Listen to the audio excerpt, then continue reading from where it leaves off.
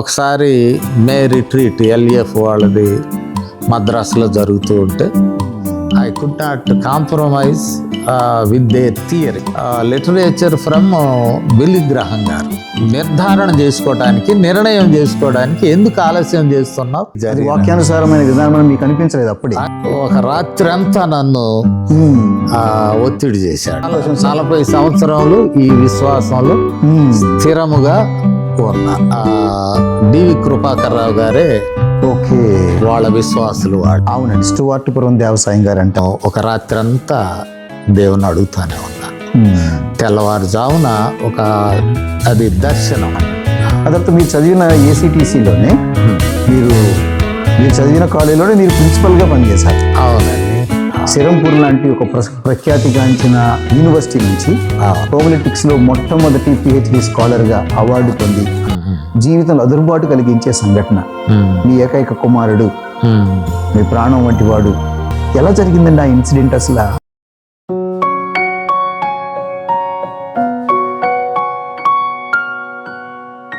నీ సాక్షిగా ప్రభువును రక్షకుడైన యేసుక్రీస్తు వారి శ్రేష్ఠ నామంలో ప్రియ వీక్షకులందరికీ హృదయపూర్వక వందనాలు. బ్రదర్ రాజ్ కిరణ్ యూట్యూబ్ ఛానల్ని వీక్షిస్తూ ఇందులో ప్రసారం చేయబడుతున్న నీ సాక్షిగా అనే ఈ కార్యక్రమాన్ని మీరు వీక్షిస్తూ మమ్మల్ని ఎంకరేజ్ చేస్తున్నారు. అందును బట్టి ప్రభువుని ఎంతో స్తుతిస్తున్నాను.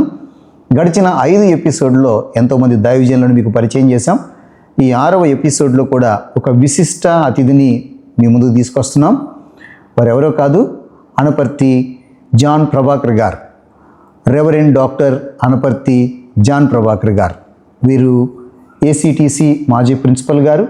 అలాగనే వీరికి ఉన్న ఒక ముఖ్యమైన ప్రాధాన్యత ఏంటంటే సిరంపూర్ యూనివర్సిటీలో హోమిలెటిక్స్లో అంటే ప్రసంగ శాస్త్రంలో మొట్టమొదటిసారిగా PhD పొందినటువంటి దైవజనులు. మన రాష్ట్రంలో ముఖ్య పట్టణాలన్నిటిలో కూడా బ్యాప్టిస్ట్ చర్చెస్లో పనిచేశారు. సుదీర్ఘమైనటువంటి సేవా అనుభవం కలిగి జీవితంలో ఎన్నో అనుభవాలను పోగు చేసుకున్న వారి జీవితాన్ని ఈ ఎపిసోడ్లో ఆవిష్కరించబోతున్నాం. రండి, దైవజనులను కలుసుకుందాం. వందనాలు సార్. వందనాలండి. ఆ రీతిగానే శ్రోతలకు కూడా వందనములు. నీ సాక్షిగా అనేటువంటి ఈ మంచి ప్రోగ్రాం యూట్యూబ్ ఛానల్ ద్వారా దైవజనులను, విశ్వాసులకు, సమాజానికి ఒకరి వెంట ఒకరిని పరిచయం చేస్తూ రాజ్ కిరణ్ గారు మంచి కార్యక్రమమును చేపట్టారు. ఇది చాలా సంతోషదాయకం. మరి దైవ సేవకులుగా భావింపబడుతున్నటువంటి వారిలో నన్ను కూడా ఒకనిగా పరిగణించి ఈ ఇంటర్వ్యూను వారు ఏర్పాటు చేసి ఉన్నారు.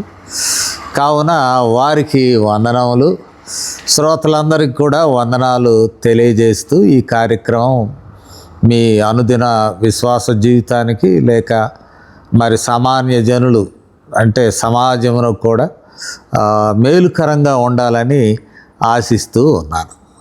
చాలా చాలా థ్యాంక్స్ సార్. మరి మా విన్నపాన్ని మన్నించి మా ప్రేక్షకుల ముందుకు వచ్చి నీ సాక్షిగానే ఈ కార్యక్రమంలో మరి మీ సుదీర్ఘమైన జీవితాన్ని ఆవిష్కరించడానికి మీరు అవకాశం ఇచ్చారు. ఇది ఎంతోమందికి ఉపయోగపడుతుందండి.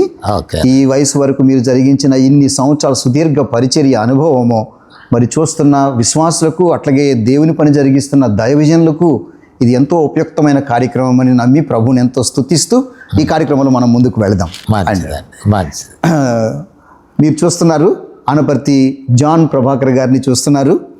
మరి వారి విద్యా అర్హతలను, అట్లాగే వారు పనిచేసిన కళాశాలలు, వారు సేవ చేసిన మందిరాలు, ఈ అన్ని వివరాలు కూడా మీకు వినిపిస్తాను. దానికి ముందుగా వివరాల్లోనికి వెళ్ళటానికి ముందు మరి జాన్ ప్రభాకర్ గారి బాల్యం గురించి, వారి కుటుంబం గురించి, వారి గ్రామం గురించి, వారి చిన్నతనం గురించి వివరాలను తెలుసుకుందాం. సార్, ఒకసారి ప్రేక్షకులందరికీ మీ బాల్యాన్ని పరిచయం చేయండి. ఓకే, సూక్ష్మంగా కొన్ని విషయాలను మీకు తెలియజేస్తాను. నేను జన్మించిన స్థలము మాకు ప్రక్కనే 4 మైళ్ళ దూరంలో తాళ్ళూరు అనేటువంటి గ్రామం ఉన్నది. అది దర్శి తాలూకా, ప్రకాశం జిల్లాలో. అప్పుడు తాలూకాలు.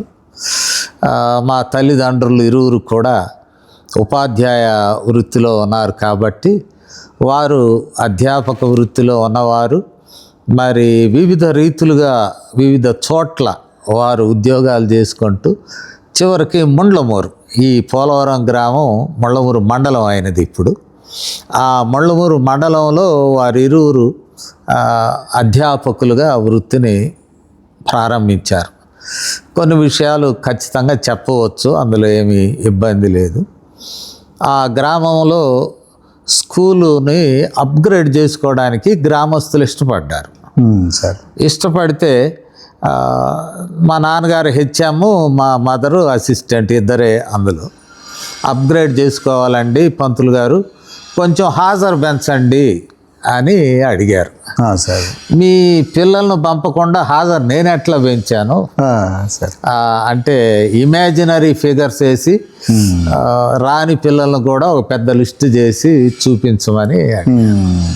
అప్పుడు మా తండ్రి గారు అట్లా కాదండి, మేము దేవునికి భయపడేవారం, అలాంటివి చేయలేం, కాబట్టి మీరు పంపిస్తే మేము హాజరేయగలం అని వాళ్ళు చెప్పారు. అప్పుడు గ్రామం ఆలోచించింది ఏంటంటే, ఈ పంతులు ఈ ఊర్లో ఉన్నంత వరకు ఈ స్కూల్ అభివృద్ధి కాదు, ఈయనేమో ప్రతిదీ న్యాయంగా జరగాల యథార్థంగా అంటాడు, కాబట్టి వీళ్ళిద్దరినీ ట్రాన్స్ఫర్ చేద్దామని ఈ గ్రామం, ప్రస్తుతం మేము ఉన్న గ్రామం పోలవరం అనే గ్రామానికి ట్రాన్స్ఫర్ చేశారు. సార్ ఇది ఒక పనిష్మెంట్ గ్రామంగా పంపించారు వాస్తవంగా. ఈ గ్రామమునకు వచ్చాక మరి ఈ స్థలంలోనే ఒక అద్దె ఇంట్లో ఉంటూ ఈ స్కూలు ఉద్యోగమును వారు కొనసాగింపు చేశారు. అయితే ఇక్కడ ఉన్నటువంటి దళిత వాడ, అయ్యా మీరు చదువుకున్న వాళ్ళు పంతులు గారు, మా మధ్య ఉంటే మాకు మేలు అని చెప్పి వారిని ఈ స్థలానికి ఆహ్వానించి ఒక చిన్న పూరి గుడిసె వేసి దీనిలో ఉండండి అని చెప్పి దానిలో ఉంచారు. అప్పుడు ప్రారంభమైంది మా జీవితం కూడా. తల్లిదండ్రులకు 5 సంవత్సరాల వయసు నాకు. అప్పుడు మీకు 5 సంవత్సరాలు? అవునండి. అమ్మగారి పేరు, నాన్నగారి పేరు సార్? నాన్నగారిని పేరయ్య పంతులు అంటారు, అమ్మ వీరమ్మ. ఓకే. అయితే పరిచర్యలోనికి నాయన వచ్చినప్పుడు ఆయన్ను ప్రేమయ్యగా పిలవడం మొదలుపెట్టారు. So original name Perayya, Anaparthi Perayya. నాన్నగారు ఇందాక ఒక మాట ఉన్నారు కదండి, పరిచర్యలోకి వచ్చిన తర్వాత ప్రేమయ్యగా మార్చారని. అవునండి. నాన్నగారు పరిచర్య చేసేవారండి పాస్టర్ గారి? ఆయన 1976లో నేను 10వ తరగతి విద్య అభ్యసిస్తూ ఉన్నప్పుడు ఆయన దేవుని సేవ కొరకు పిలుపుని అందుకున్నారు. దేవుడు పిలిచాడు, ఒత్తిడి చేశాడు. He want to serve as a teacher also. Okay. కానీ ప్రభు ఒత్తిడి చేశాడు.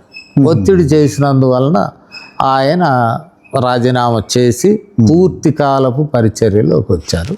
పరిచర్యలోకి వచ్చాక ఆయన పేరును ప్రేమయ్యగా పిలిచారు. ఓకే.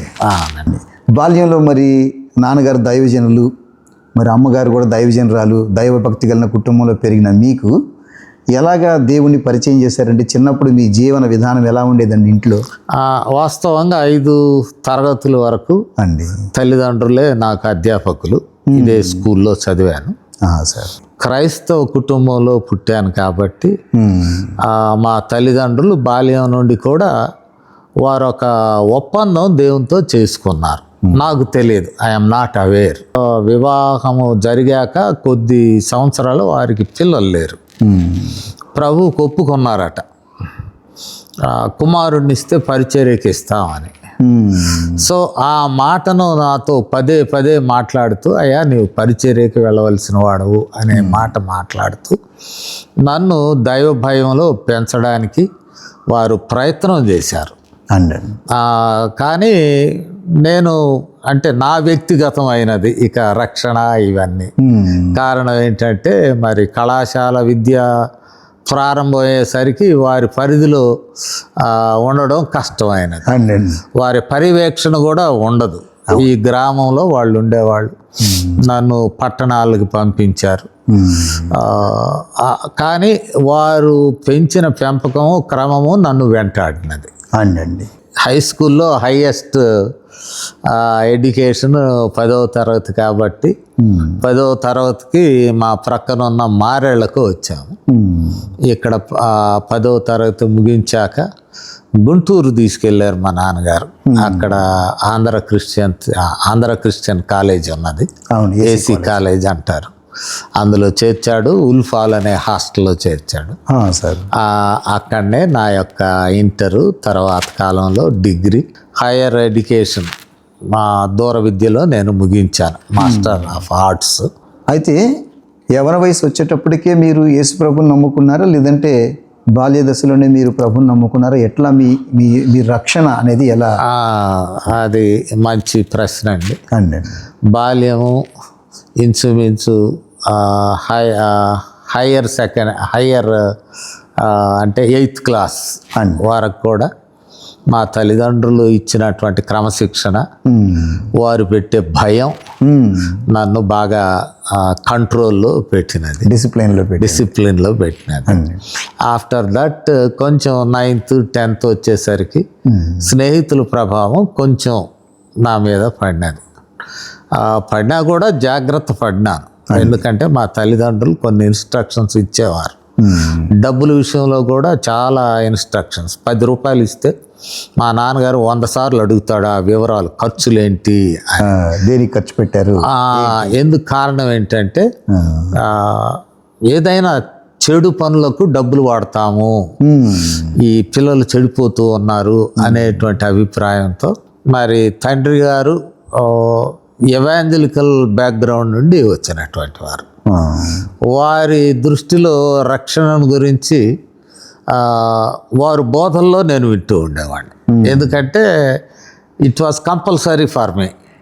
వారు కూటములు ఏర్పాటు చేసినా, లేక ఏమంటావంటే ఈ ఆరాధనలు, అనుదిన ఆరాధనలైనా వెళ్ళి కూర్చోవాలి కంపల్సరీ.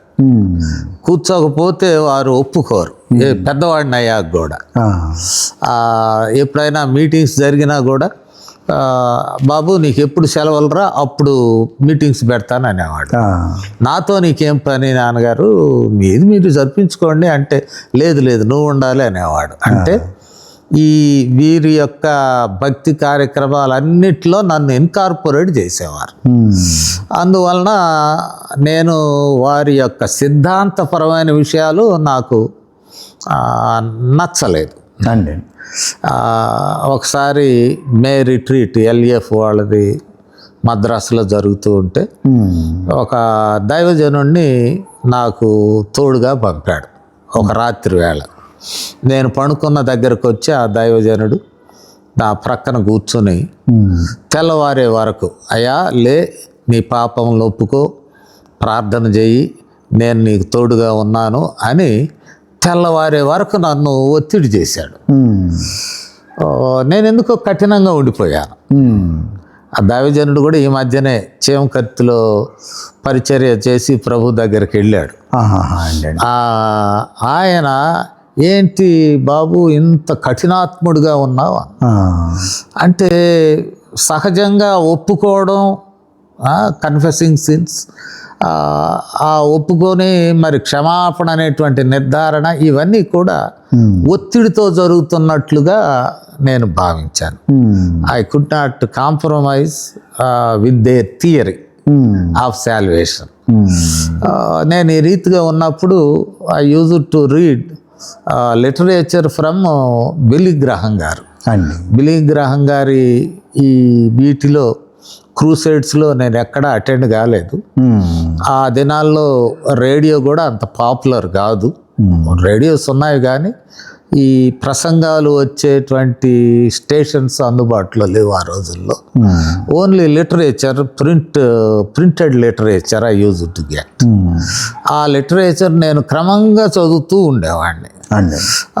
ఒక పర్యాయం ఒక పుస్తకం చదువుతూ ఉంటే, వై ఆర్ యూ డిలేయింగ్ అనే దాని మీద, to decide yourself, why are you delaying, even you are convinced yourself, Yesu ప్రభు రక్షకుడని నీకు అర్థమవుతున్నా నిర్ధారణ చేసుకోవడానికి, నిర్ణయం చేసుకోవడానికి ఎందుకు ఆలస్యం చేస్తున్నావు, అది సమంజసం కాదు అని వ్రాసుకొచ్చారు దానిలో.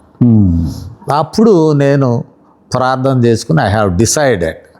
So prior to that I have been listening to my parents and in the devotional meetings also I was continuing in attending those devotional meetings. I know personally what they are telling and all these things, but I could not convince myself salvation in their way.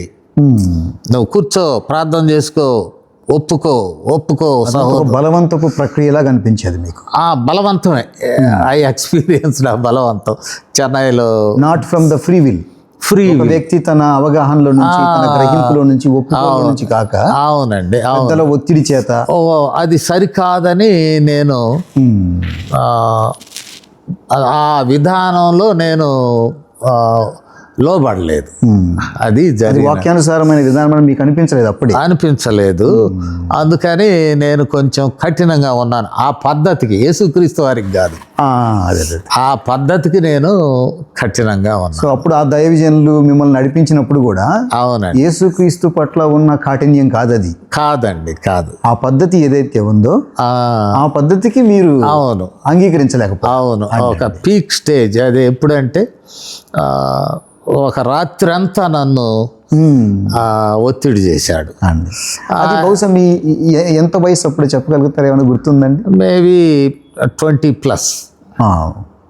Okay, ఆ వయసులోనండి.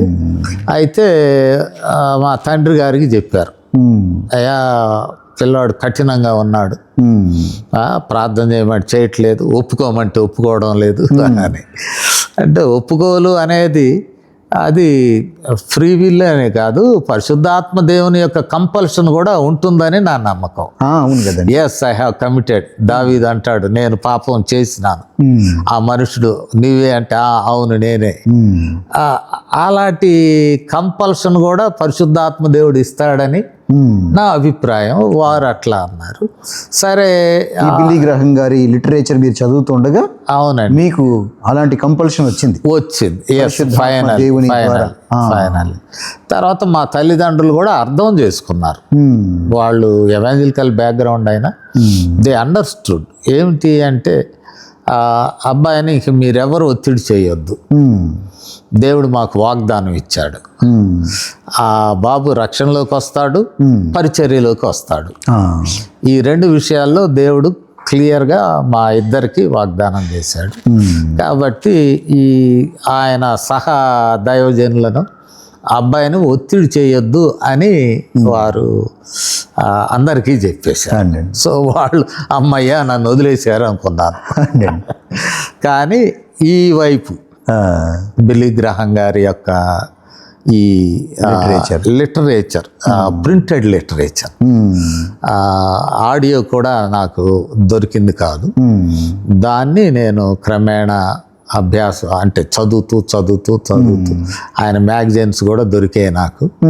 వాటిని కూడా నేను చదివేవాడిని. లాస్ట్లో ఒక book నేను చదువుతున్నప్పుడు దానిలో వ్రాశారు, డోంట్ డిలే యువర్ డెసిషన్, నిర్ణయం అనే మాట వాడారు. So I took A decision. అదండి. సో అట్లాగా మీరు, అవునండి, ప్రభులో అవగాహనతోటి బిల్లీ గ్రహం గారి లిటరేచర్ చదువుతుండగా దేవుని ఆత్మ చేత తాకబడి, అవునండి, ఆ రక్షణ నిశ్చయితలోనికి రాగలిగారు. వచ్చానండి. మీరు రక్షించబడ్డానన్న నిశ్చయితలోకి వచ్చినప్పుడు మీ వయసు ఎంతండి? మేబీ అరౌండ్ 25 ఆ ఏజ్. ఇప్పుడు మీ వయసు ఎంత సార్? 64. అవునండి.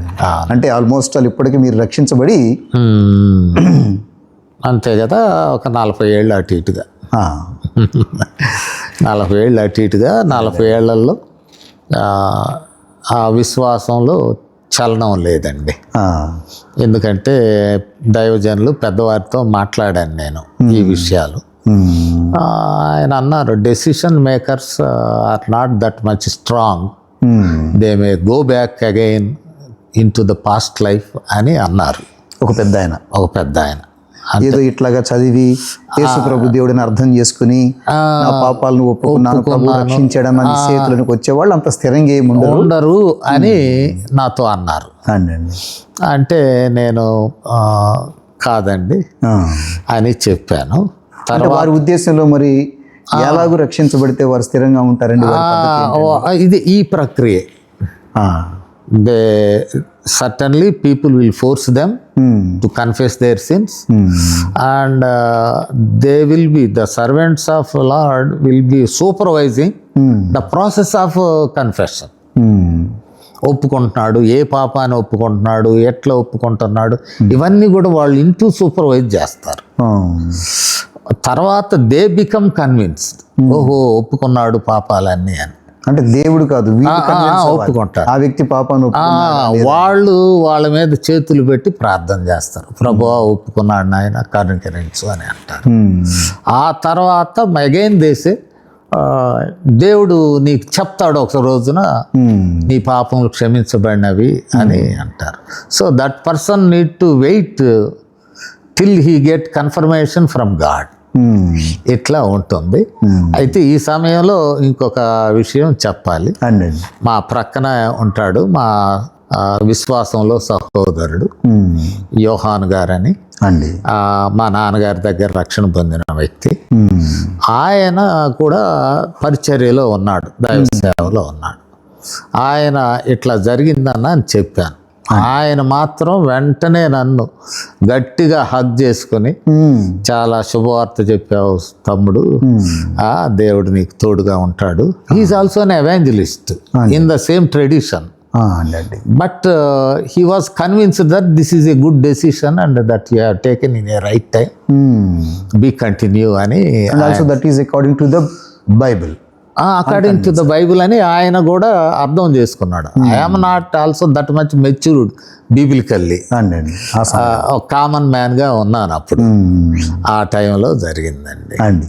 మొత్తానికి అట్లాగా విభిన్న సిద్ధాంతాలతో కూడిన సహవాసాలతో జరిగిన పోరాటంలో మీ రక్షణ విషయమైన నిశ్చేతుడికి రావటానికి పరిశుద్ధాత్మ దేవుడు అలాగిన సహాయం చేసి మిమ్మల్ని రక్షించి రక్షించబడిన ఒక యవ్వన బిడ్డగా మిమ్మల్ని నిలవబెట్టారు ఆ రోజుల్లోనే. దేవుడు ఒక్కొక్క వ్యక్తి పట్ల ఒక్కొక్క ప్రణాళిక కలిగి ఉంటాడు. మీ విషయంలో ఆయన కలిగి ఉన్న ప్రణాళిక బహు అద్భుతం. మొత్తానికి ఎన్నో కన్ఫ్యూజన్స్ మధ్య పెద్ద వేదాంత జ్ఞానం అప్పటికి మీకు తెలియపోయింది. దేవుడు ఒక స్పష్టమైన మార్గంలోనికి మిమ్మల్ని తీసుకురావడం, మీ రక్షణ విషయంలో ఆయన చేయి పట్టుకుని చక్కగా ఒక సరైన దారిలో నడిపించడం అనేది బహు అద్భుతమైన 40 సంవత్సరాలు ఈ విశ్వాసంలో స్థిరముగా ఉన్నాను, వెనుతిరుగక. ఎందుకంటే నాతో మాట్లాడిన ఆయన ఈ రక్షణ సరైనది కాదు, ఇది నిలబడదు అని చెప్పాడు. కానీ అనేకులు వారి మార్గంలో ఉన్న వాళ్ళు పడిపోయిన వాళ్ళు నేను చూశాను. కానీ దృఢ నిశ్చయంతో ప్రభువుని విశ్వసించిన నాకు, నిర్ణయం తీసుకున్న నాకు ఈ 40 సంవత్సరాలు చలనం లేని దేవుడు దయచేశాడు. చాలా సంతోషం అండి. అవునండి, చాలా మంచి సంగతులు వింటూ ఉన్నాం. ఈ ఇంటర్వ్యూ ఇలాగే వింటూ ఉండండి, చాలా ఆసక్తికరంగా సాగుతుంది. ఇంకెన్నో ఆసక్తికరమైన విషయాలు ఉన్నాయి, వారి జీవిత విశ్లేషణ చేయాల్సింది ఎంతో ఉంది, వింటూనే ఉండండి. ఈ విషయంలో రక్షణ విషయంలో బైబిల్లోని సంఘటనలు, ఆది సంఘంలో సంఘటన 2 సంఘటనలను మీ దృష్టికి తీసుకురాదలుచు సార్. ఖచ్చితంగా. ఒకటి నపుంసకుడు ఇథియోపియన్, వాక్యమును ఫిలిప్పు వివరించుట ద్వారా యేసుక్రీస్తు వారిని ఆయన అర్థం చేసుకున్నాడు. ఈ నో ఓల్డ్ టెస్టిమెంట్, పాత నిబంధనే, యెషయా గ్రంథాన్ని చదువుకుంటున్నాడు. దేవాలయానికి వెళ్ళాడు, లోపలికి వెళ్ళాడో లేదో తెలియదు కానీ నపుంసకులను అలౌ చేయరు. అవుటర్ కోర్ట్లో బయట ఉన్న ఆవరణలో ఆరాధించుకుని వస్తూ ఉండొచ్చును. కానీ ఎప్పుడైతే ఫిలిప్పు వివరించాడో, యేసుక్రీస్తు వారిని గురించి వివరించాడో, word of God made him to decide himself. వెంటనే అడుగుతాడు, నీళ్ళు ఉన్నాయా ఏంటి, నీకా అభ్యంతరం ఏంటి నాకు బాప్తిసం ఇవ్వడానికి. So word of God led him into salvation. అవును సార్. అదే రీతిగా పౌలుగా మారిన సౌలు, ఆయనకంతా తెలుసు, సమస్త పాండిత్యం తెలిసినవాడు, ప్రత్యేకంగా యూదా మత ధర్మశాస్త్ర విషయంలో కానీ ఇవన్నీ తెలిసినవాడు. ఆయనను ఇన్ ఏ డ్రామాటిక్ వే దేవుడు ఆయనను మార్గ మధ్యంలో దమస్కు మార్గంలో వెళుతూ ఉన్నప్పుడు ఆయన అకస్మాత్తుగా ఆయనను పట్టుకొనడం జరిగినది. సో అది కూడా రక్షణే. అవును. అంటే దేవుడు తనదైన పద్ధతిలో మనుషులను రక్షణలోనికి నడిపిస్తున్నాడు. Through word of God, understanding and listening to the word of God. అండి. నపుంసకుడు రక్షణ పొందినాడు. ఈయనకు ధర్మశాస్త్రం అంతా తెలిసినవాడు, కానీ దేవుని చేత ఒక ప్రత్యేకమైన రీతిలో పట్టబడ్డాడు. ఆ వెలుగు ఆయన చుట్టూ ప్రకాశించినది. అండి. సో ఈ రక్షణ అనుభవాల విషయంలో దేవుడు ఆయన శైలిలో మనుషులను ఆయన రక్షిస్తుంటాడు అని చెప్పవచ్చును. లేక మనుషులు దైవ పద్ధతిలో రక్షణలోకి వస్తుంటారని కూడా చెప్పవచ్చు. అండి. ఇది నా అవగాహన అండి. అండి. అంతేగాని ఎవరో ఒకరు బలవంతం చేత నువ్వు ఇంకా రక్షణ పొందలేదు ఏంటి, అవును, నువ్వు ఒప్పుకో అవునండి అని చెప్పి ఇన్సిస్ట్ చేయటం ద్వారా కాదు, మానవ ప్రయత్నం వలన కలిగేది రక్షణ కాదు. అలా మీరు రక్షించబడిన తర్వాత మీ సెక్యులర్ విద్యను కూడా పూర్తి చేసిన తర్వాత అవునండి మీరు ఉన్నట్టుండి సెక్యులర్ విద్య వైపు నుంచి వేదాంత విద్య వైపు టర్న్ అయ్యారండి. అవునండి. అఫ్ కోర్స్ ఈ మధ్యలో మీరు సెక్యులర్ ఎడ్యుకేషన్ అయిపోయిన తర్వాత మీరు టీచర్గా కూడా పనిచేశానండి. ఎక్కడ చేశారండి అది? నేను సెక్యులర్ విద్య ఆల్మోస్ట్ అయిపోయాక అండి నాలో అంత లోతైనటువంటి విశ్వాసం లేకపోయినప్పటికీ మా తండ్రి గారు ఇదే గ్రామంలో ఒక ఆలయ నిర్మాణ పనులు పెట్టుకున్నాడు. ఆయన ఫ్రమ్ హిజ్ ఓన్ సోర్స్. అంటే గ్రామాల్లో కూడా డబ్బులు లేని స్థితి, పేదరికం, భోజనం లేని స్థితి. నిర్మాణంలో పెట్టుకుంటే నేను మా నాన్నగారితో మాట్లాడి, అయ్యా నీవు నా విద్యకు సపోర్ట్ చేయలేవు, you are spending your money on this small church construction, నేను ఏదైనా పని చూసుకుని వెళ్తాను అని చెప్పి నేను భద్రాచలంలో ఒక స్కూల్లో పనిచేశానండి. ఒక స్కూల్లో పనిచేసి నా ఖర్చులు నేను సంపాదించుకొని కొనసాగాను అండి. నేను ఆ స్కూల్ గురించి కూడా విన్నాను, లిటిల్ ఫ్లవర్స్.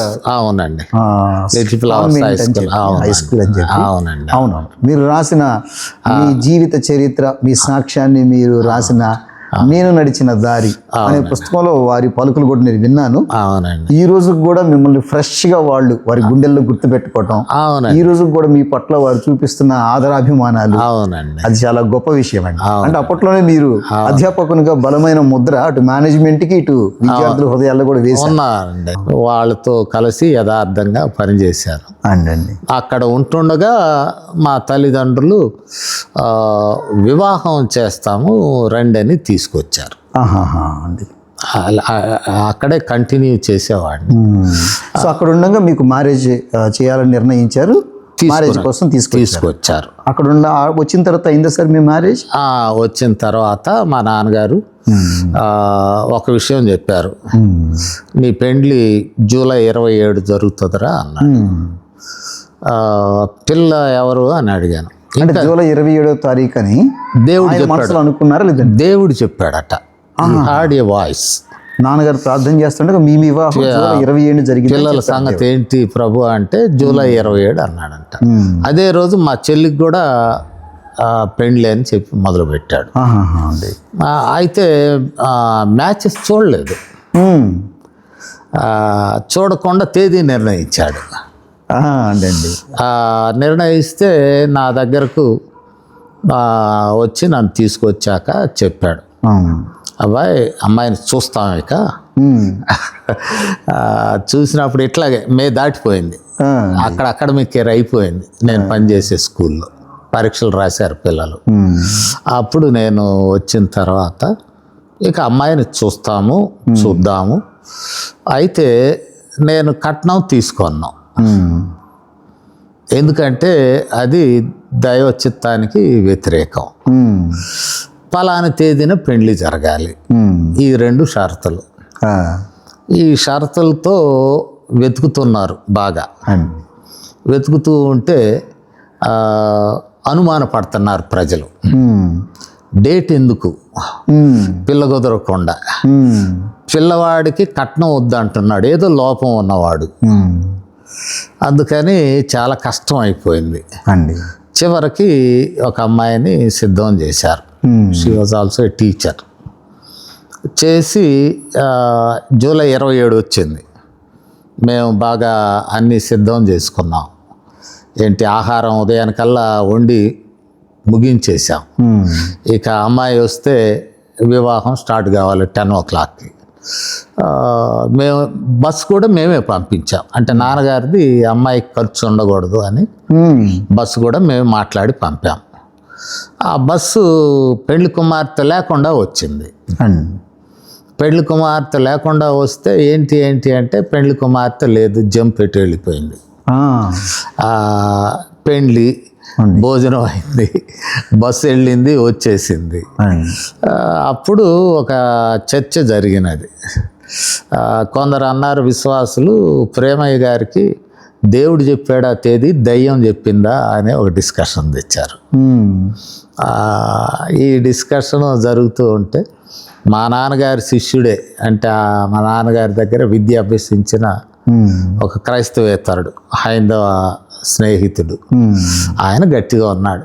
మా పంతులు గారు ఖచ్చితంగా దేవుడు చెప్తేనే ముందుకు వచ్చాడు, ఆయన విశ్వాసం నాకు తెలుసు అని, ఈరోజు జరుగుతుంది అన్నాడు ఆ అబ్బాయి. విశ్వాసులు సందేహించారు కానీ యేసుప్రభు నిర్ణయం మాత్రం ఆయన భక్తి చూసిన వాడు, నాకు సమకాలీకుడు, అంటే నా సేమ్ ఏజ్ గ్రూప్, నా క్లాస్మేట్ కూడా. ఇది జరుగుతుంది అని గట్టిగా మాట్లాడాడు. హైందవుడు స్ట్రాంగ్. ఆయన చెప్పాడు జరుగుతుంది ఈరోజు చూడండి అని.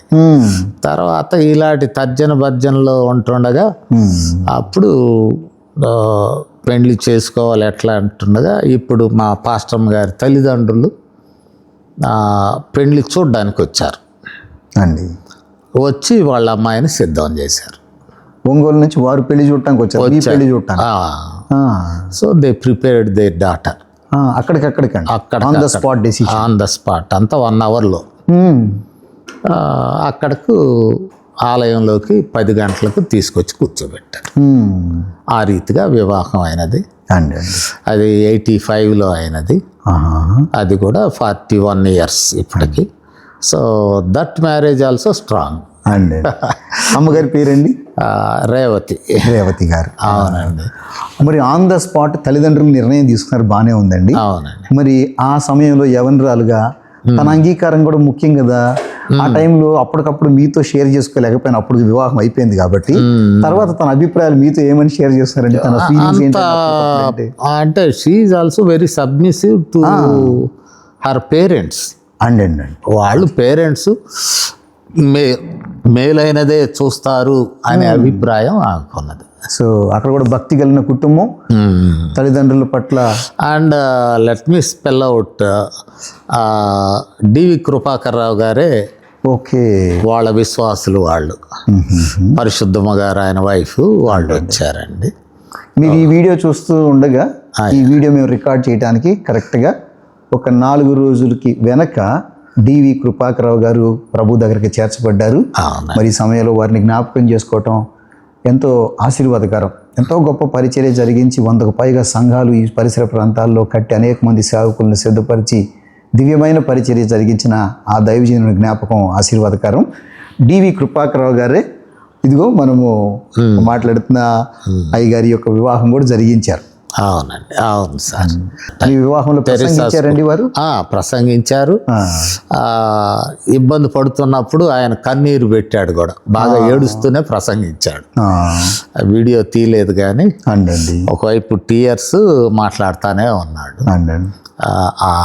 ఆ క్రైసిస్లో he was also part of that crisis. ఒక ప్రశ్న అడగాలనుకుంటున్నాను. అవునండి. యవనస్తునిగా అవునండి వైవాహిక జీవితం మీద మీకు ఎన్నో ఆశలు ఉండుంటాయి, ఎన్నో ఆలోచనలు, మీరంటూ ఊహించుకున్న ఒక అందమైన జీవితం పెళ్ళనగానే ఉన్నట్టుంది. కానీ నాన్నగారి మాటకు లోబడి నోరెత్తి మాట్లాడకుండా, పెళ్లి చూపులు కూడా చూడకుండా, నాన్నగారు అవునంటే అవును కాదంటే కాదు అని ఆయన విశ్వాసం, ఆయన ప్రార్థనా జీవితం మీద అంత నమ్మకంతో ఆ వయసులో యవన బిడ్డగా అడుగు ముందుకే ఇటు పెళ్లి కంటే చాలా అరుదైన సంఘటన అది. మీలాంటి వాళ్ళు చాలా అరుదుగా ఉంటారు, తల్లిదండ్రుల పట్ల అంత విధేయత గలవారు. నాన్నగారు కుదిర్చిన సంబంధం ఎట్టయిపోయింది ఏంటా అని అనిపించిందండి ఆ టైంలో? ఏమనిపించింది? లేదు, కానీ నాన్నగారికి దేవుడు మాట్లాడాడు. సో ఇది దేవుని వద్ద నుండి వచ్చిన సందేశం. ఆ, ఇది జరుగుతుంది, జరగాలి, వారికే వదిలేశాను. It is your choice. అందుకని మీకేం కలవరం లేదు? కలవరం లేదు. అట్లాంటి విపత్కర పరిస్థితి జరగాల్సిందే. 27వ తేదీ 10 గంటలకు వివాహం అని వేసుకున్నాం. 10 గంటలకు జరుగుతుంది, జరగాలి. మా నాన్నకి దేవుడు చూపించాడు. సో ఆయన విశ్వాసాన్ని, ఆయన భక్తిని ఐ ట్రస్టెడ్. అండి అలాగా వివాహం జరిగింది. అవునండి. ఎంతమంది పిల్లలండి? 3 అండి. అండి 3. Elder one Shobab, it's also biblical name. మా రెండో అమ్మాయి అన్నా గ్రేస్, మూడో అమ్మాయి బెట్టి అండి. షోబాబు చాలా రేర్ నేమ్ అండి. నేమ్ అన్నారు, ఎలాగండి? షోబాబే వాడు బైబుల్ తీసి చూపిస్తాడు నా పేరు ఇక్కడ ఉందని. దినవృత్తాంతాల్లో ఎక్కడో ఉన్నది. Okay okay. మా నాన్నగారు వెతికి ఒక రేర్ నేమ్ పట్టుకొచ్చి అండి పెట్టించాడు, నామకరణ చేశారు. అవునండి. ఆ రోజున డివి కృపాకర్ గారు వచ్చారు, వాడికి నామకరణం చేస్తున్నప్పుడు. స్టువార్ట్పురంలో దేవసాయం గారని ఉండేవారు. అవునండి, స్టువార్ట్పురం దేవసాయం గారు అంటారు. ఆయన వచ్చారు. వారిద్దరి సమక్షంలో దేవసాయం గారి చేత వాడికి పేరు పెట్టించామండి. అలాగండి.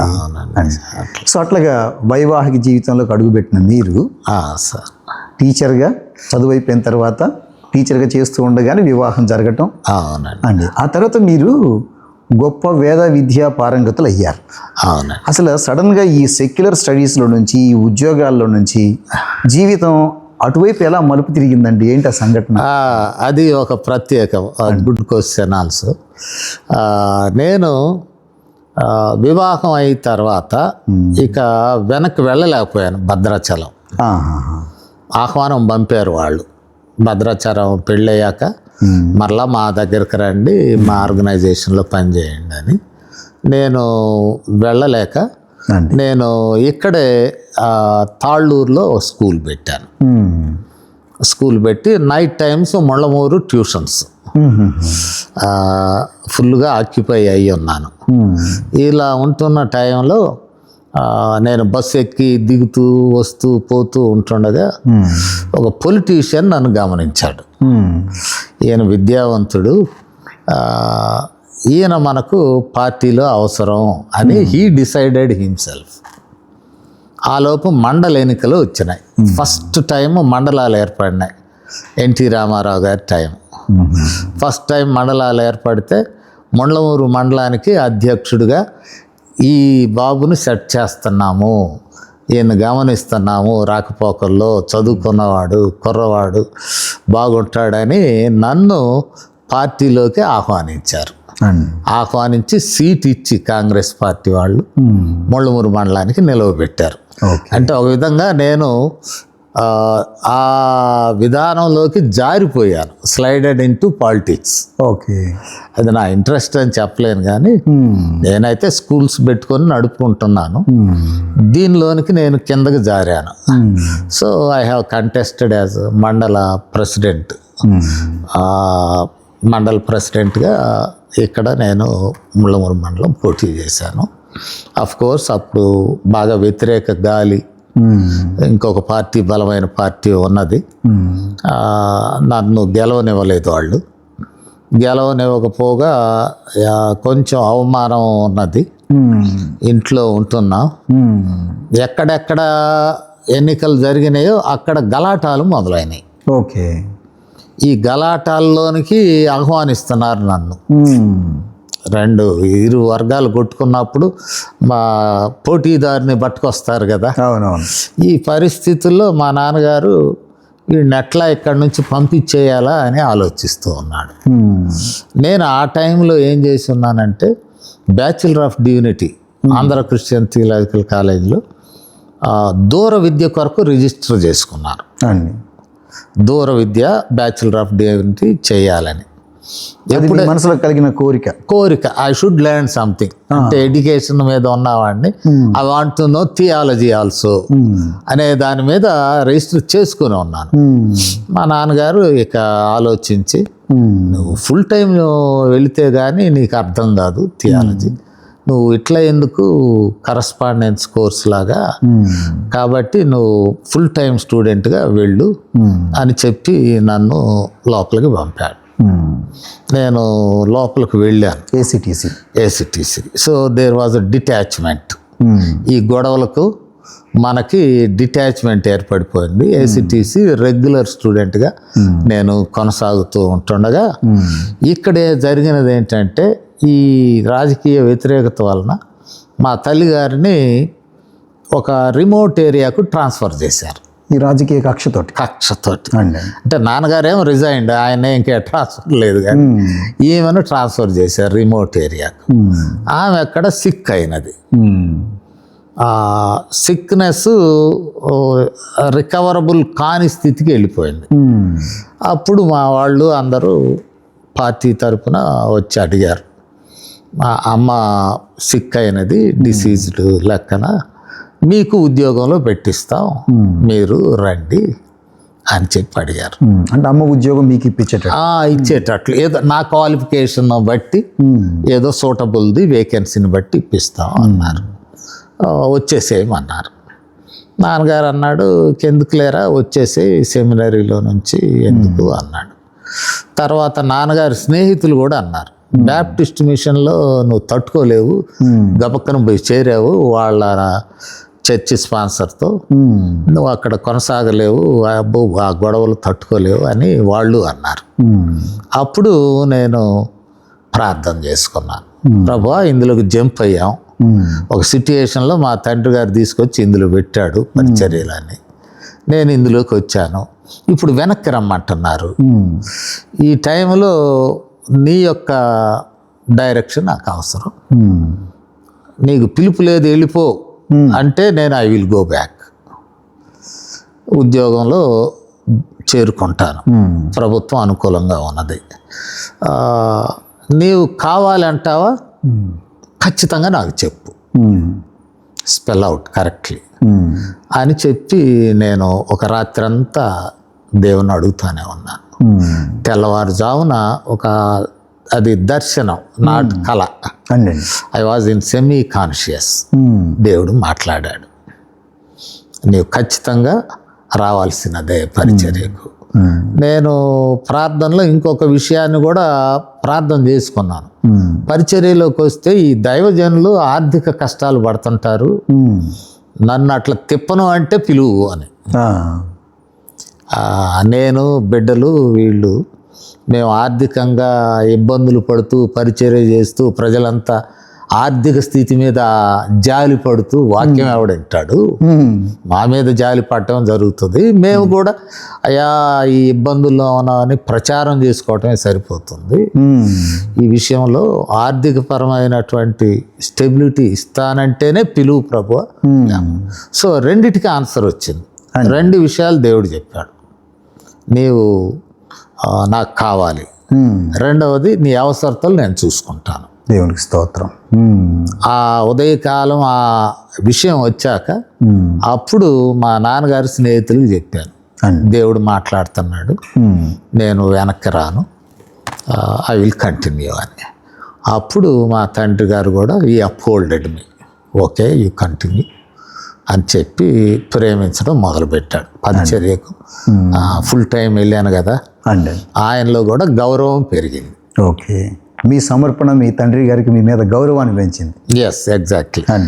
ఆ రీతిగా ఏసీటీసీలో నా విద్యను ఆటంకం లేకుండా నేను కొనసాగించి బీడీ బ్యాచిలర్ ఆఫ్ డివినిటీ అనేటువంటి విద్యను నేను ముగించగలిగినాను. సార్ అవునండి సార్. ఇప్పుడు మామూలుగా ఈ బైబిల్ కాలేజెస్లో చదివే వాళ్ళు అనగానే కొన్ని గ్రూపుల్లో కానీ ఈ క్రైస్తవ కొన్ని సంఘాలలో కొన్ని సహవాసాలలో బైబిల్ కాలేజీలో చదివారంటే గౌరవానికి బదులుగా వారి మీద కొంత చిన్న చూపు ఉండిద్ది. ఎందుకని సార్, వాళ్ళు ఏదో ఊరికే సబ్జెక్టులు నేర్చుకుంటారు, వాళ్ళకి సరైన భక్తి ఉండదు అట్లా అంటుంటారు కదా. నేను కూడా చాలామంది పాస్టర్స్ దగ్గర నుంచి అది విన్నాను. అవునండి. అండి మీరేం గమనించారు? బైబిల్ కాలేజ్లో చాలామంది స్టూడెంట్స్ మీరు చూస్తుంటారు, మీ సహ విద్యార్థులను, అధ్యాపకులను. మీరేం గమనించారండి బైబిల్ కాలేజ్? మా తండ్రి గారి సహచరులను కూడా నేను చూశాను అండి. వారు బోధిస్తున్నప్పుడు నేను ఎదురుగా కూర్చున్నానంటే వాళ్ళ ప్రసంగంలో మార్పు వచ్చేది. అండి. థియాలజీ రక్షిస్తుందా నిన్ను, థియాలజీ వృద్ధ, అది ఇది అని మాట్లాడేవాళ్ళు ప్రసంగంలో. అది వింటూ ఉన్నాను. ఒకటి థియాలజీ అనేటువంటి పదమే థియోస్ అండ్ లోగోస్ అండి. Theos is God, logos is word, word of God. Word of God. Theology అంటే దేవుని వాక్యమే. అండి. దేవుని వాక్యమే కదా ప్రజలను రక్షించేది. అదేదో కొత్త పదం లాగా మనమేమి లేదండి, అది సింపుల్ మీనింగ్ ఈజ్ దాట్. రెండవది థియాలజీ అనేటువంటిది మన పరిచర్యకు అది కీలకమైనటువంటిది. ఉదాహరణకు ద డాక్ట్రిన్స్, సిద్ధాంతాలు. ఈ సిద్ధాంతములు అనేటువంటివి బైబిల్ మీద ఆధారపడి రూపుదిద్దబడినటువంటి నిర్వచనాలు. ఉదాహరణకు దేవుని గురించిన సిద్ధాంతం, త్రిత్వం, ట్రయూన్ గాడ్, త్రియేక దేవుడు అంటాం. చాలా వివాదాలు ఉన్నాయి నేటి దినాలు. యెహోవా మాత్రమే దేవుడని ఆయనకు సాక్షులు అంటూ కొంతమంది వెళుతూ ఉంటారు. కాదు కుమారుడు ఇట్లాగని, కొంతమంది పరిశుద్ధాత్మ అని. So unless you know reasonable doctrines, real doctrines అంటే ప్రతివాడు నాది రియల్ డాక్ట్రిన్ అంటాడు. రీజనబుల్గా, కారణబద్ధముగా, సరిగా నిర్వచింపబడినటువంటి సిద్ధాంతం ఉంటేనే త్రియేక దేవుని గురించి మనం చెప్పగలం. What about heaven, what about hell, who are angels, or demons, ఈ వీటిని గురించి. Sin, what is sin, how you define a sin. ఈ రోజుకి కూడా సిన్ అనేది నిర్వచించలేకపోతున్నారు అనేక మంది సువార్థికులు. సిన్ అంటే వ్యభిచారం కొరకు, దొంగతనం కొరకు వెరీ లిమిటెడ్, అదే శరీర సంబంధమైన అనేటువంటిది మాత్రమే మన వాళ్ళు ఆలోచిస్తూ ఉన్నారు. So you should know what is sin, correct doctrine about it. What is salvation, రక్షణ గురించినటువంటి విషయాలు.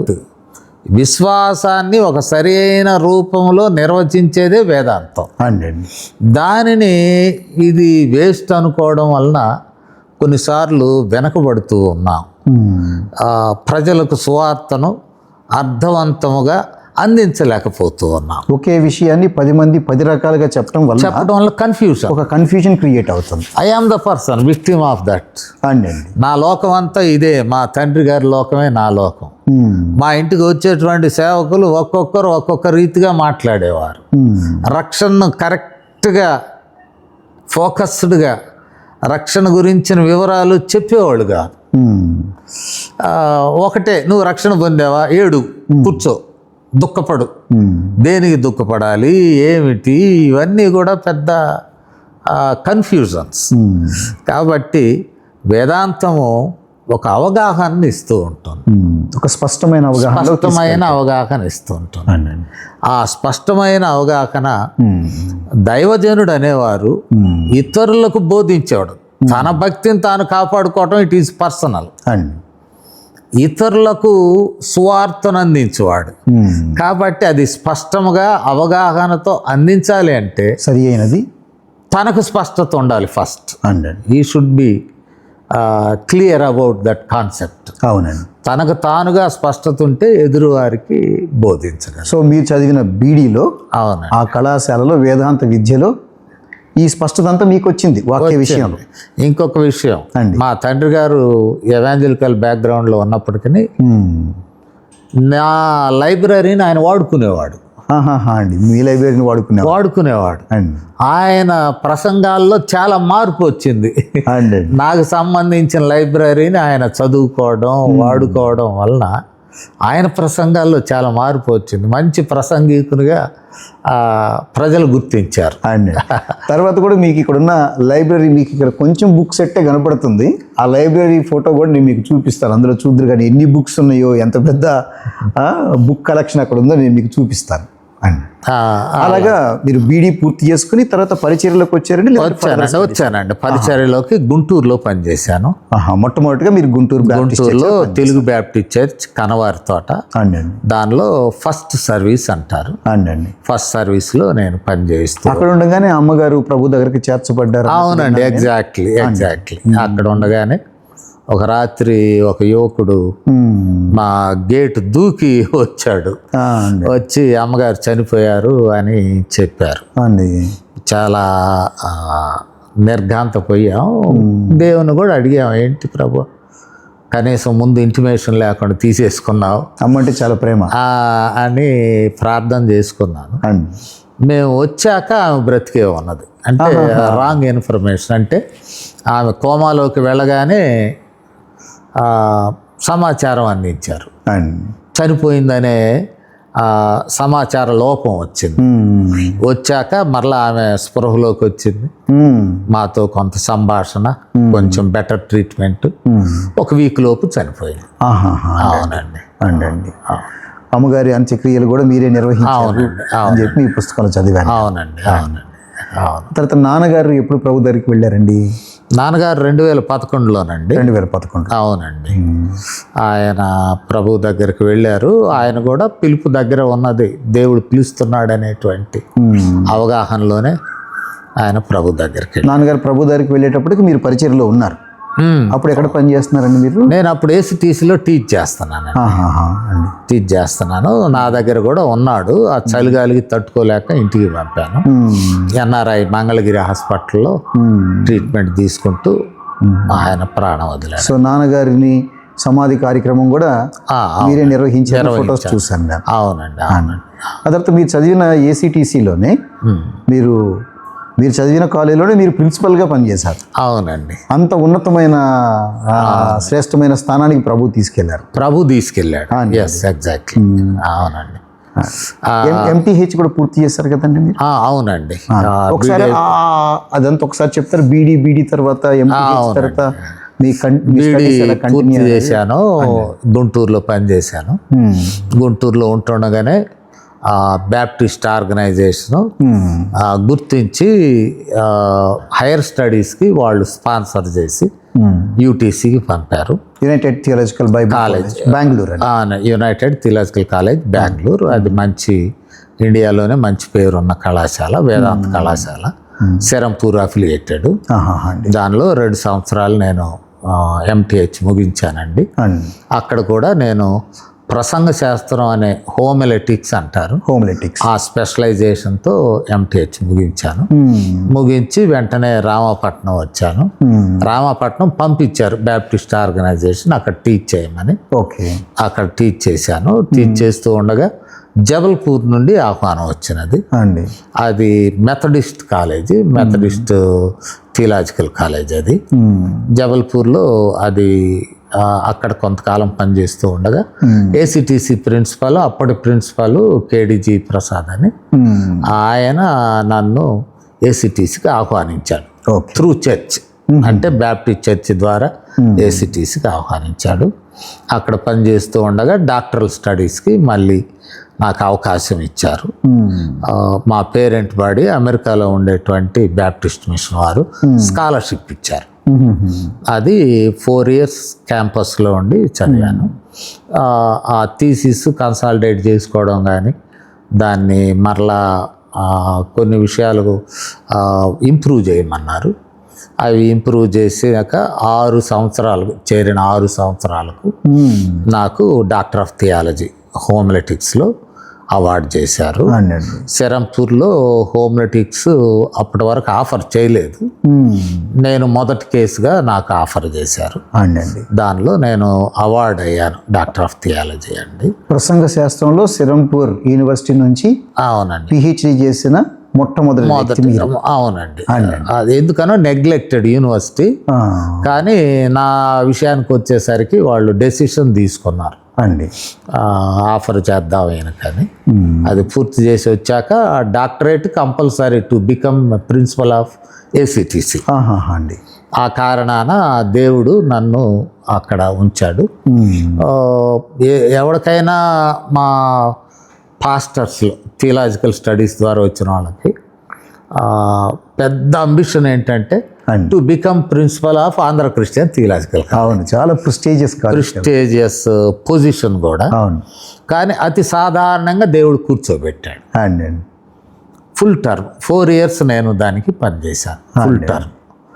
అది ఇక నేను దేవుణ్ణి ఇంకేమి పెద్ద విషయాలు కోరుకోవడానికి ఏమి లేవు అండి. నేను కోరుకోకుండానే ఆయన నన్ను సహజంగా ఆ మెట్టులో ఉంచి, నేను అక్కడ ఉంటుండగానే మా కుమారుడు చనిపోయాడు. అండి. కళాశాలలో ప్రిన్సిపల్గా ఉంటుండగా అండి. మా శోభా పెద్దవాడు, ఆ అబ్బాయి భార్య చనిపోయారు.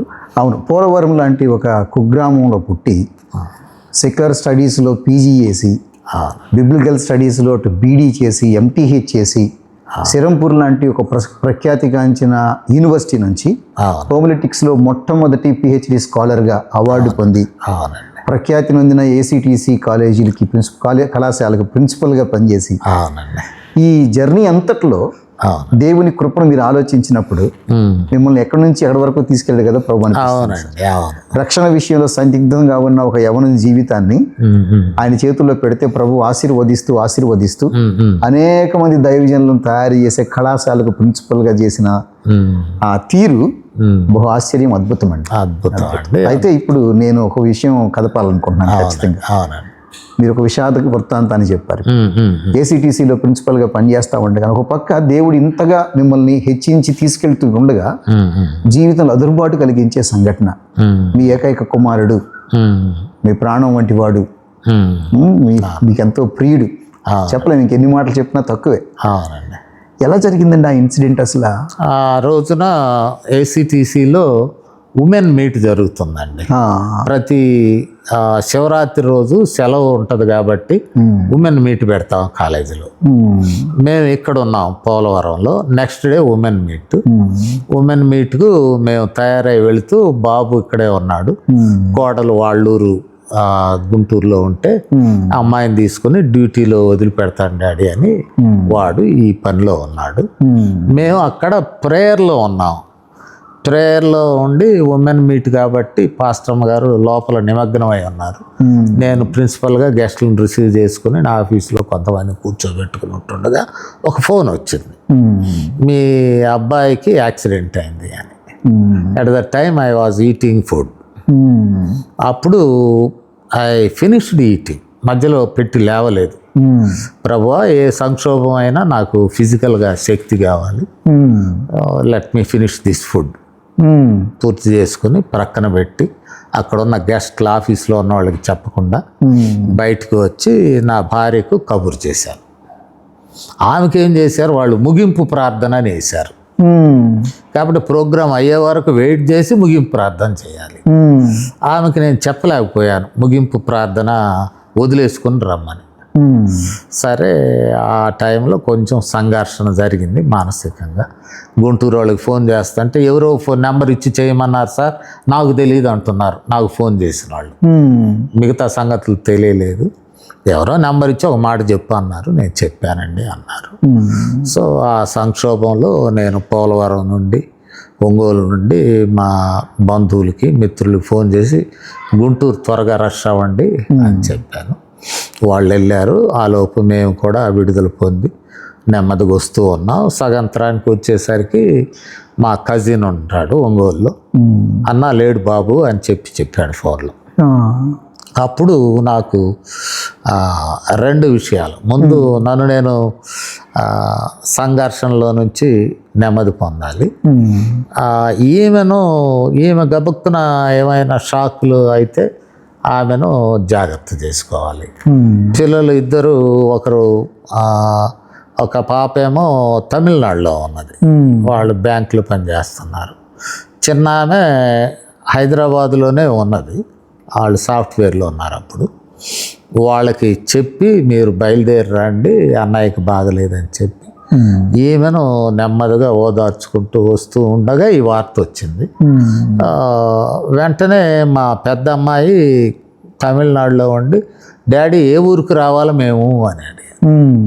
ఎక్కడున్నాడు అన్నయ్య అంటే, పోలవరం రండి అన్నాను. అప్పుడు ఏం అడిగినది, హాస్పిటల్లో ఉన్నాడు కదా, పోలవరం ఎందుకు అని. గుంటూరు కదా వెళ్ళాల్సింది.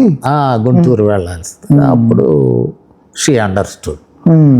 ఇక ఆమెకు ఆ షాక్ పీరియడ్ స్టార్ట్ అయింది.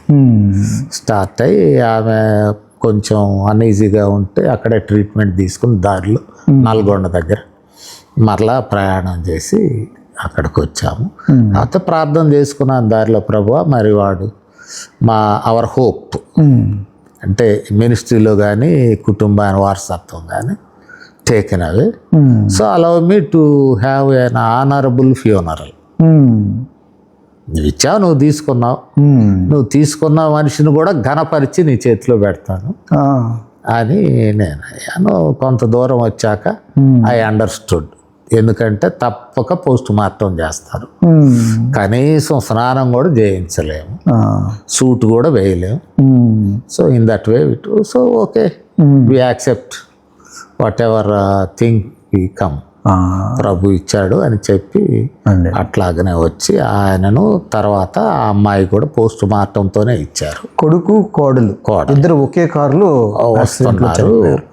బాబు సర్వైవ్ అయ్యాడు, 1 year బాబు, వాళ్ళ బేబీ వాడు సర్వైవ్ అయ్యాడు. బయటపడ్డాడట కారులో నుంచి యాక్సిడెంట్లో. దీన్ని డాష్ ఇచ్చిందండి కారు, అది తెలియదండి. వాడు బ్రేక్ ఇన్స్పెక్టర్, వాళ్ళేమో ఈ కారే బ్యాక్ వీల్ ఇరిగిపోయి 3 పొర్లికెంతలు కొట్టి చనిపోయారు అని రాశారు. ఓకే, అవునండి అది. So we are not aware. Guntur దగ్గర కాటూరి మెడికల్ కాలేజ్. అవునండి, అట్లా జరిగింది. సో మాకున్న చిన్న వెసులుబాట్లు ఘనమైన ఫ్యూనరల్ జరిపించాం. ఎందుకంటే మనం విశ్వసించే నిరీక్షణ ఒకటి ఉన్నది అండి, వి బిలీవ్ ఇట్. తర్వాత ప్రార్థన చేసుకున్నాం, ప్రభా ఈ సంక్షోభాన్ని ఎదుర్కొనే శక్తి దయచేయి అన్నప్పుడు దేవుడు రియల్లీ గ్రాంటెడ్. దేవుడు గ్రాంట్ చేశాడు ఆ సంక్షోభాన్ని అంటే ఎదిరించే అధిగమించే శక్తిని దయచేశాడు. We had funeral. దాని తర్వాత అప్పుడు నేను రెట్టింపు పట్టుదలతో పరిచర్య కొనసాగించాను. ఏసీటీసీలో ఓల్డ్ హాస్టల్ ఉండింది, మెన్స్ హాస్టల్. చాలడంలో ఒక చిన్న రూమ్లో 10 మంది పైన ఉంటున్నారు. అప్పుడు అనుకున్నాను ఒక హాస్టల్ కట్టాలి, ఒక 2 crore బడ్జెట్లో అని. నేను మా పూర్వ విద్యార్థులందరినీ పిలిచి, విదేశీ నిధులు లేవు నాయన, మీరు సహాయం చేయండి మీ సంఘాల నుండి అంటే 2 crore వర్త్ హాస్టల్ నిర్మించాం, డెడికేట్ చేశాం. ఆ బాబు చనిపోయాడనే ఆ కసితో, కసితో అంటే రెట్టింపైన పట్టుదలతో కట్టించి దానికి క్రీస్తు శోభ నిలయం అని పేరు పెట్టాను. ఓకే, వీడి పేరు శోబాబు. శోబాబు అని పర్సనలైజ్ చేయకుండా క్రీస్తు శోభ నిలయం అని పెట్టాము. సో ఇప్పుడు అక్కడున్న హాస్టల్ భవంతి శోభ నిలయం అది మీరు నిర్మించింది, అవునవును, నేనే ఫండ్ రైజ్ చేసి దాన్ని ఏర్పాటు చేసి కాలేజీకి ఒక గిఫ్ట్గా అది ఏర్పాటు చేశాను. రెండవది ఇక్కడే వేంపాడు అనే చోట ఒక చర్చ్, పెద్దది కాదు కానీ మెగా చిన్న చర్చి, షోబాబ్ మెమోరియల్ బ్యాప్టిస్ట్ చర్చ్ అని ఒకటి నిర్మాణం చేశాం. ఈ పరిచర్య అంతా కూడా ఆ దుఃఖాన్ని నుండి బయటపడడానికి దేవుడు ఈ సమయంలో చేపిస్తున్నాడు. సో అంటే ఊపిరాడని పరిచర్య. ఉదయకాలమున వేంపాడు వెళ్తాను, 10:30 ఆరాధన స్టార్ట్ అవుతుంది. అది అయిపోగానే ఇక్కడికి వస్తాను. ఇక్కడ 12:30 నుంచి ఆరాధన. ఇక్కడ నుండి ఒంగోలు వస్తాను, సాయంత్రం 6 గంటల నుండి ఆరాధన. సో సండే అంతా ఆక్యుపై అవుతున్నాను. ఒట్టి ఆదివారపు ఆరాధనలే కాకుండా ఒక చిన్న బైబిల్ స్కూల్, అంత పెద్ద కాలేజీలో పనిచేసి వచ్చిన, ఒంగోలు పరిసరాల ఉన్నటువంటి సాధారణ స్వార్థికులు ఉంటారు. మనం ఏదో ఒక రకంగా హెల్ప్ చేయగలం. వీ హ్యావ్ నాలెడ్జ్, దేవుడు నాలెడ్జ్ ఇచ్చాడు, దాన్ని షేర్ చేద్దాం అనేటువంటి ఉద్దేశంతో ఒక Baptist preacher, school of Baptist preachers అని స్కూలు స్టార్ట్ చేసి స్కూల్ నడుపుతున్నారు. అవునండి, 3 బ్యాచ్లు అయిపోయినాయి దేవుని కృప వలన. So I am occupying with God's work as much as possible. ఖాళీగా ఉంటే ఈ దుఃఖం అనేది వచ్చి మనల్ని కృంగదీస్తుంది. కాబట్టి ఖాళీ పరిచర్యతో అధిగమిస్తున్నారు. Exactly what you told. అవునండి. చూస్తున్న ప్రేక్షకులు ఎవరైనా సరే ఒంగోలు పరిసర ప్రాంతాల్లో ఉన్న వాళ్ళు, మీరు కనుక చక్కని బైబిల్ తర్ఫీదు పొందాలని ఆశిస్తూ దూర ప్రాంతాలు వెళ్ళకపోతే కనుక పెద్ద రెప్యూటెడ్ బైబిల్ కాలేజెస్లో పనిచేసిన అనుభవశాలి, డాక్టరేట్ తీసుకున్నారు. మొట్టమొదటిగా సిరంపూర్ బైబిల్ కాలేజీ నుంచి ప్రసంగ శాస్త్రంలో. ఇంత అనుభవజ్ఞులైనటువంటి దైవజనులు మన మధ్య ఉండగా మీరు ఆలోచించాల్సిన అవసరం లేదు. క్రింద మీకు ఫోన్ నంబర్ కూడా డిస్ప్లే చేస్తున్నాను. ఆ ఫోన్ నెంబర్కి కాల్ చేసి వివరాలు తీసుకుని మీరు కావాలంటే ఆ బైబిల్ తర్ఫీదు పాఠశాలకు అటెండ్ అయ్యి మీరు చక్కని దేవుని పని శ్రేష్టంగా జరిగించవచ్చని మీకు మనవి చేస్తున్నాను. థ్యాంక్ యూ అండి, థ్యాంక్ యూ. సో అట్లాగా మీరు చాలా కడుపు కోత కదా సార్, చాలా కడుపు కోత. ప్రయోజకుడు అయిన తర్వాత, పిల్లలు పుట్టిన తర్వాత, ఇప్పుడు ఆ కారులో నుంచి జారిపడిన బాబు పేరు ఏంటండి? వాడు ప్రేమ్ జాన్. ప్రేమ్ జాన్. మీ నాన్నగారి పేరు? మీ పేరు ప్రేమయ్య, నా పేరు జాన్. 2 వాడి క్లాస్మేట్స్ కూడా అట్నే పిలుస్తారట, హేళన చేసినట్లు. ప్రేమయ్య, జానయ్య అని పిలుస్తారట. సో అందులో కూడా ఒక మమకారం ముద్దు ఉంది. వాళ్ళ తాతని, 2 తాతల్ని జ్ఞాపకం. ఎలా అనిపించింది సార్ మీకు? అంటే ఇంత బాగా సర్వీస్ చేశారు, ఇన్ని పట్టణాల్లో పనిచేశారు, ఇన్ని రాష్ట్రాల్లో పనిచేశారు, మోర్ ఓవర్ మీరు చాలా దేశాలను కూడా విజిట్ చేశారు. ప్రభు అనేక దేశ విదేశాలకు తీసుకెళ్లారు, సరిహద్దులను దాటించాడు ప్రభు.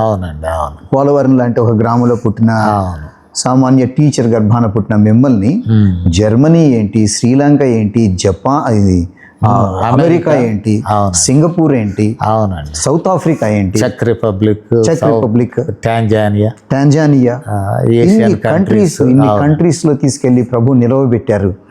తర్వాత వేదాంతపరమైన అనేక ఆర్టికల్స్ రాసి, పేపర్స్ రాసి, దేశ విదేశాల్లో పబ్లిష్ చేసి ఇంత చక్కని సేవలు క్రైస్తవ సమాజానికి మీరు అందించారు.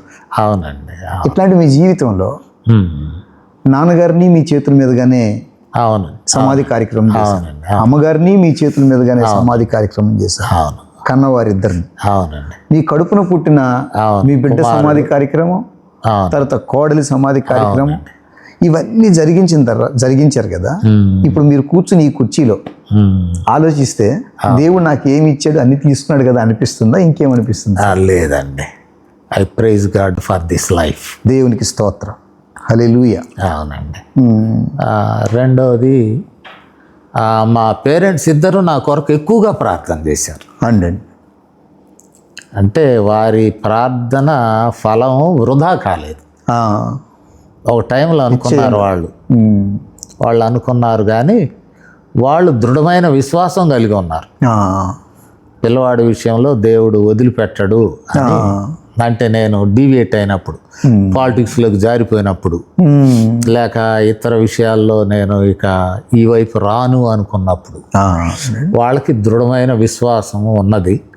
వాళ్ళు ప్రార్థన చేశారు, ఆ ప్రార్థనలు నిలబడి ఉన్నాయి. వీటన్నిటినీ తట్టుకొని నిలబడి ముందుకు సాగటానికి దేవుడు ఈ జీవితాన్ని బహుమానంగా ఇచ్చాడు. అది వాస్తవం. తర్వాత జబల్పూర్ లాంటి స్థలంలో పనిచేశాను, లీనాడ్ థియలాజికల్ కాలేజీలో. సో దేశం అంతా ప్రధాన నగరాల్లో మా విద్యార్థులు పాదుర్లుగా ఉన్నారు.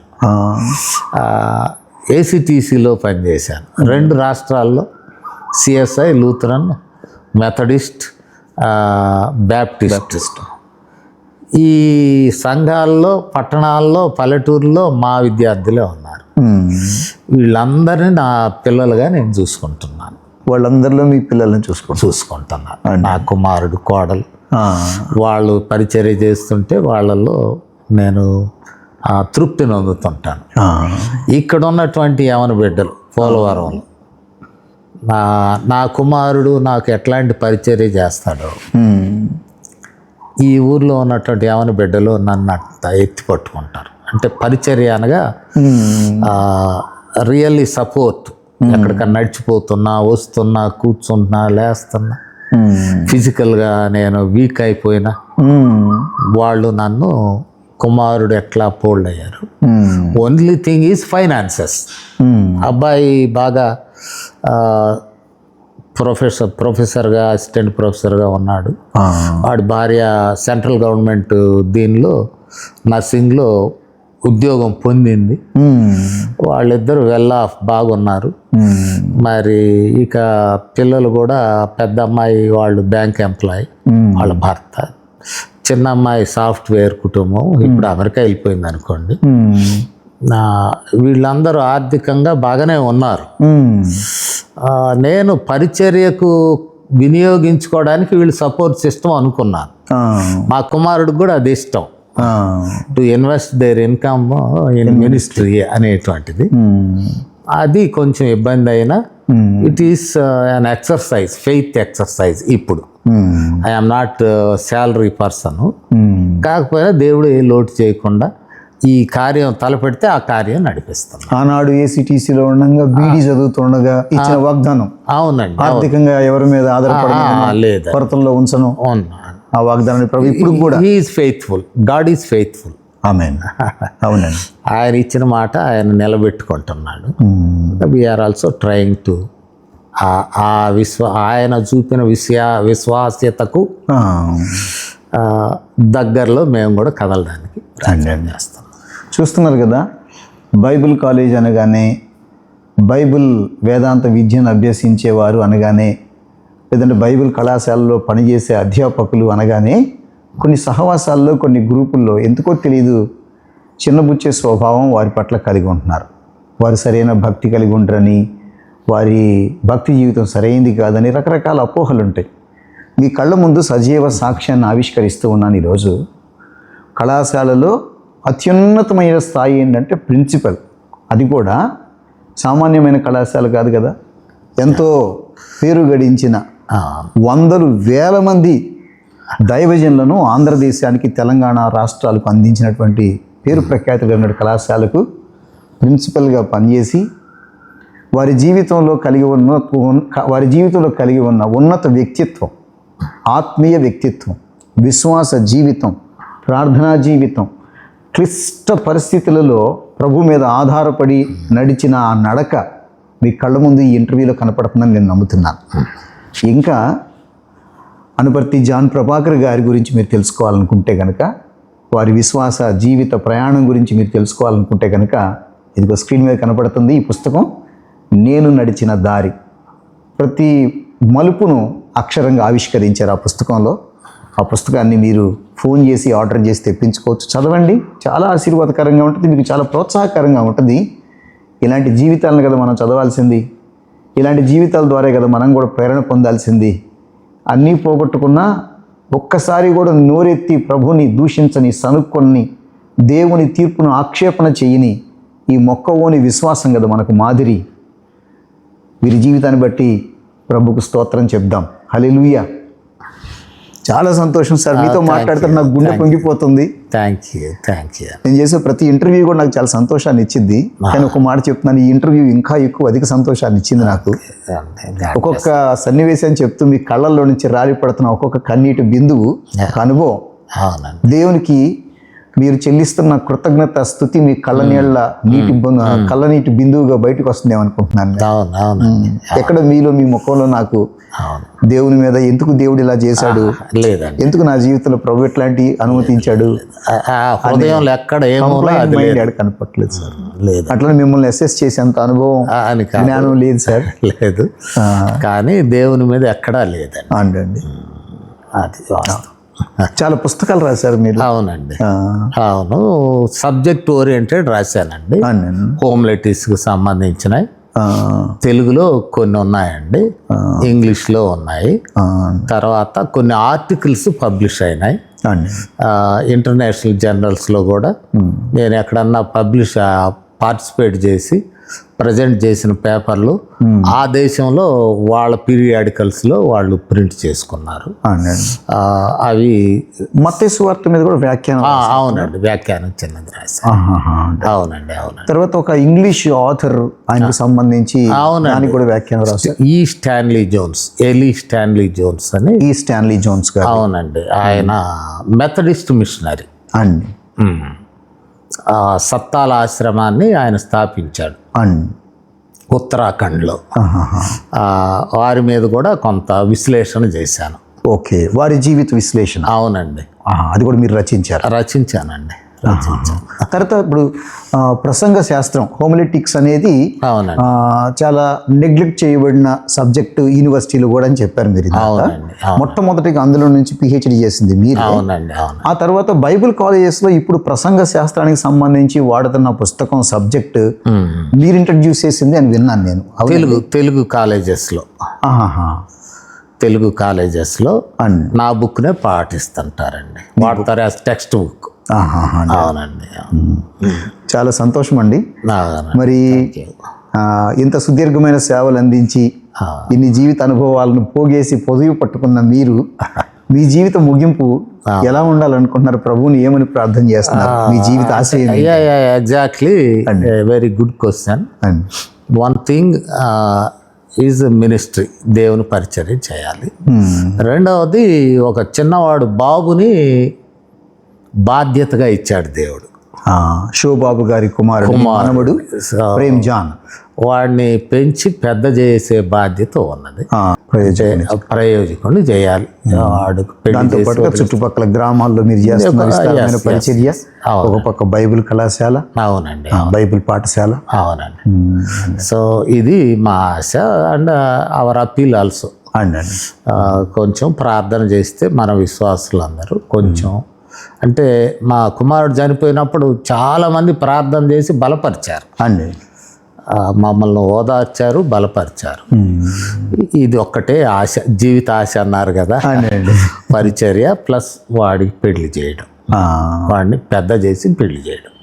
అవునండి. ఇదంతా వింటున్న ప్రేక్షకులకి చివరిగా మీ జీవితంలో మీరు ఎదుర్కొన్న ఈ పరిస్థితులన్నిటిలో నుంచి వారికి మీరు ఏమైనా చెప్పాలనుకుంటున్నారా సార్? మీరేం చెప్తారు విశ్వాస సమాజానికి మీ అనుభవాల్లో నుంచి, అట్లాగే మీరు నేర్చుకున్న వేద జ్ఞానంలో నుంచి దైవజనులకు అందరికీ? ఒకటి, దైవజనులను ఉద్దేశించి ఒక మాట చెప్పాలి. రక్షణ, ప్లీజ్ బీ క్లారిటీ. రక్షణను గురించిన సరి అయిన నిశ్చయత కలిగి ఉండాలి. రెండవది, పిలుపు, దేవుని పిలుపు. దేవుడు మన అవసరతను ఆయన గుర్తించి పరిచర్యలోనికి పిలుస్తున్నాడా, దీనిని గుర్తించాలి. మూడవది, thoroughly equipped for the work. పరిచర్య కొరకు మనం యుద్ధానికి వెళ్ళేవాడు తుపాకీ పట్టుకెళ్లాల్సిందే, దానికి కావాల్సిన ట్రైనింగ్ తీసుకుని పోవాల్సిందే. పరిచర్యకు కూడా సరైన శిక్షణ, బైబిల్లో శిక్షణ పొందినటువంటి వారే పరిచర్యను జరిగించాలి. పరిచర్యలోకి వచ్చాక దేర్ ఈజ్ నో ఎగ్జిట్. బిజినెస్లు మార్చుకోవచ్చు, ఉద్యోగాలు కూడా మార్చుకోవచ్చు. పరిచర్య ఇక అది చివరి, అంటే మనం చివరి శ్వాస ఈ లోకంలో వదిలేంతవరకు నో ఎగ్జిట్. కాబట్టి పట్టుదలతో ఈ పరిచర్యలో కొనసాగాలని నేను ప్రేమతో జ్ఞాపకం చేస్తూ ఉన్నాను. అలాగే విశ్వాస సమాజానికి, చిన్న సమస్యలకే తొట్టిల్లిపోయే విశ్వాసులకు ధైర్యం కలిగిన మీ జీవిత అనుభవాలు. విశ్వాస సమాజానికి ఒక విషయం జ్ఞాపకం చేయాలి.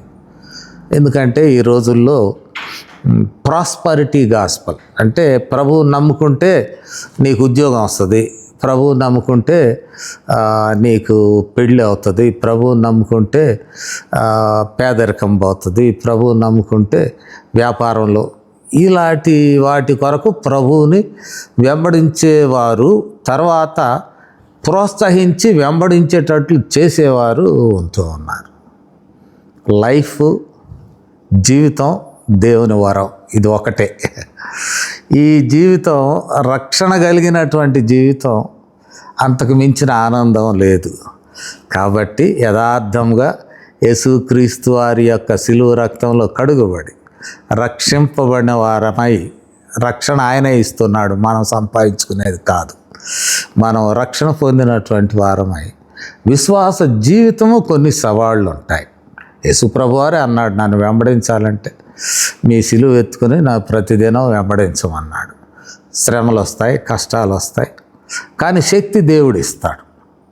రెండవది, జీవితంలో నేను ప్రభువుని చాలాసార్లు అడిగాను, ప్రభు నేనేమైనా ఓడిపోయానా లైఫ్లో, నాకేమైనా ఫెయిల్యూర్ వచ్చిందా? లేదు. అంతిమ విజయం మనదే. ప్రభువు మనలను అన్నీ అధిగమించే శక్తి ఇస్తాడు. జయశీలులమై ముందుకు సాగుతాం. కాబట్టి ఇట్టి దృఢమైన విశ్వాసంతో విశ్వాసులందరూ ముందుకు సాగాలని, జీవితాన్ని సవాలుతో తీసుకొని చక్కగా దానిని ప్రభు చేతిలో ఉంచాలని నేను కోరుతూ మిమ్మల్ని ఆశీర్వదిస్తున్నాను. Thank you so much sir. మీ సాక్షిగానే ఈ కార్యక్రమంలో మీ విలువైన జీవిత ఆవిష్కరణ చేయడానికి మాకు అవకాశం ఇచ్చినందుకు నిండు మనసుతో మీకు వందనాలు తెలియజేస్తూ ఉన్నాము. మరి చూస్తున్న ప్రేక్షకులు కూడా ఈ విలువైన జీవితాన్ని అనేక మందికి షేర్ చేయండి. అలాగే సబ్స్క్రైబ్ చేసి మా ఛానల్ని ప్రోత్సహించండి. ఇంతకు ముందున్న ఎపిసోడ్స్లో మేము రికార్డ్ చేసిన దైవజనుల సాక్ష్యాలను కూడా విని మీరు మేలు పొందగలరని మనవి చేస్తూ మీ అందరికీ హృదయపూర్వక వందనాలు తెలియజేస్తూ నిష్క్రమిస్తున్నాం. వందనాలు అందరికీ. వందనాలు. Thank you sir.